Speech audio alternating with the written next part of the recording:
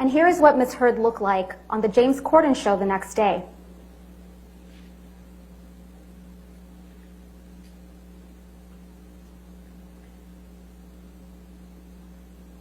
Indeed, you heard from Ms. Heard's own nurse, Erin Filati, that she saw her a day or two afterwards and could not visualize the injuries Ms. Heard described.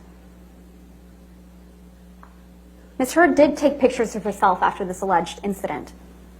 But are the injuries reflected in these photographs consistent? That's the question. Are they consistent with the brutal assault and serious injuries Ms. Heard has testified to? Or are these injuries more consistent with Mr. Depp's testimony that he and Ms. Heard bumped heads while he was trying to restrain Ms. Heard to keep her from attacking him?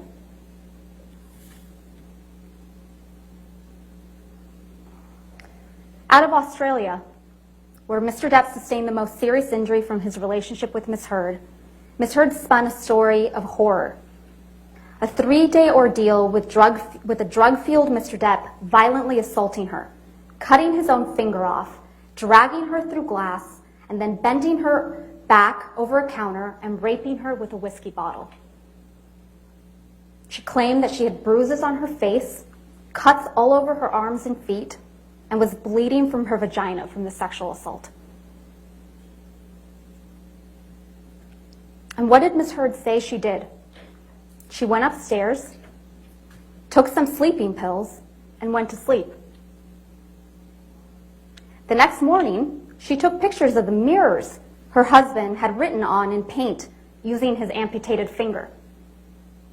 She took no pictures of herself, her alleged injuries, or the property damage she testified to in this courtroom.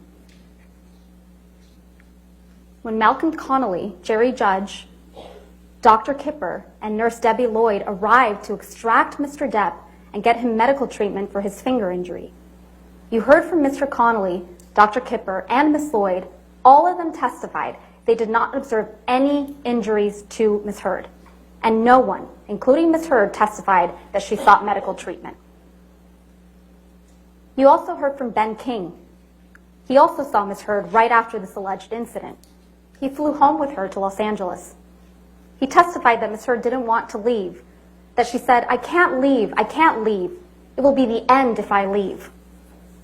He also testified that once they did leave for Los Angeles, Ms. Heard asked him if he ever got so mad